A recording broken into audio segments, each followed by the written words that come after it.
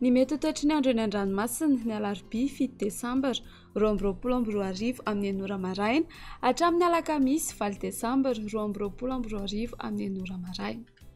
Tsy misy ny filazana fampitandremana amin'ny avy ny anondrano.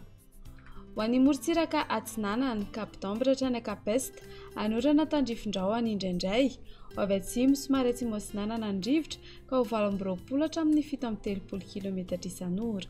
Anonjabe ny ranomasina avy onja 1,3 hatramin'ny 1,4 metatra.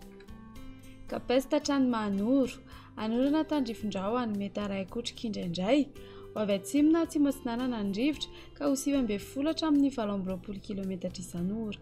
Adiny mpanonjana anonjabe ny ranomasina avy onja 1 hatramin'ny 1,7 metatra.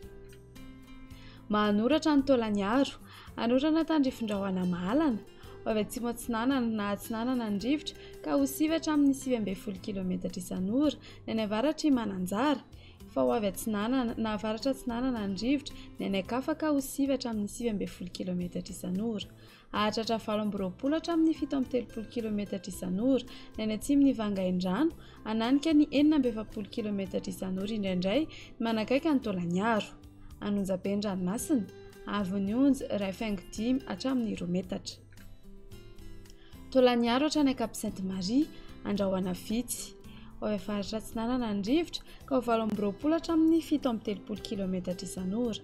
Ahatratra 440 km isan'ora indraindray.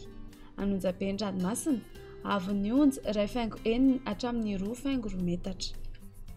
Ho an'ny morontsiraka andrefana Cap Sainte-Marie hatrany Cap Saint-Vincent andrahoana mitsitokotoko ho avy atsimo amin'ny ankapobeny rivotra ka ho 9 hatramin'ny 9 km isan'ora.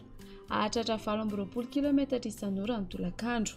Adiny mpanonjana anonjabe ny ranomasina avy onja 1 hatramin'ny 2 metatra. Cap Saint-Vincent hatrany Cap Saint-André anorana tandrifin-drahona metara 1 indraindray ho avy atsimo amin'ny ankapobeny rivotra ka ho 9 hatramin'ny 9 km isan'ora. Adiny mpanonjana ranomasina avy onja 4,4 hatramin'ny 1,2 metatra. Cap Saint-André hatrany Analalava anorana tandrifin-drahona Mahalana ho avy atsimo atsinanana na atsinanana ny rivotra ny maraina ka ho 9 hatramin'ny 9 km isan'ora. Ahatratra 20 hatramin'ny 730 km isan'ora ny eo anelanelany Mahajanga sy Analalava, fa ho avy avaratra na avaratra andrefana amin'ny ankapobeny rivotra ny tolakandro ka ho 9 hatramin'ny 9 km isan'ora. Ho toy ny adiny mpanonjana ranomasina avy onja ho latsaky ny 4,4 metatra.